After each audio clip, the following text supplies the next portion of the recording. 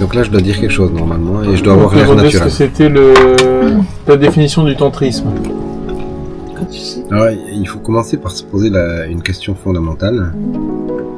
C'est si on veut faire les choses ou si on veut pas les faire. Dans ce cas-là, c'est assez évident de définir est-ce qu'il le tente ou est-ce qu'il le tentera.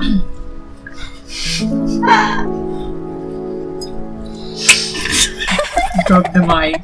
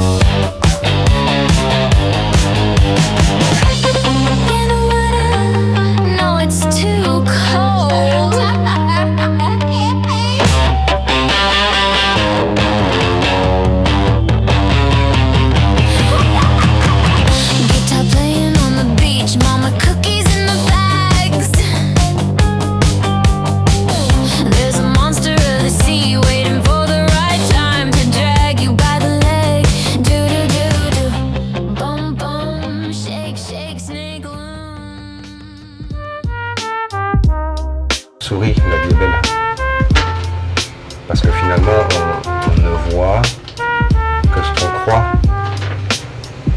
Donc je me sens plutôt à l'aise avec mes croyances à ce niveau-là.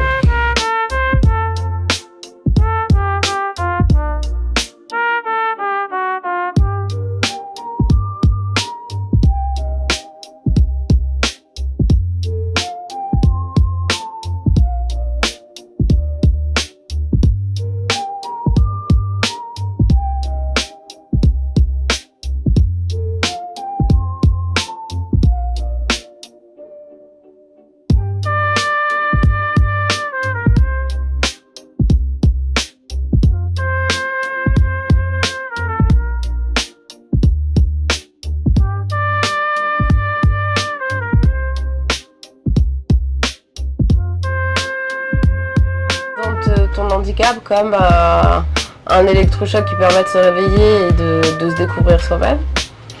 Mais en soi, on a aussi conditionné le handicap dans nos sociétés. Il y a aussi des dogmes concernant le handicap. Qu'est-ce qui fait que t'as pas glissé dans ce dogme-là? Pour moi, il y a un espace de liberté ou un espace de non-liberté. Il suffit juste de se poser 30 secondes la question.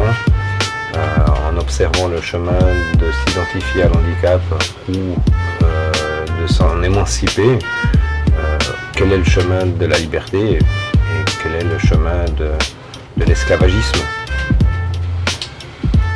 Je parle de la pensée, bien entendu.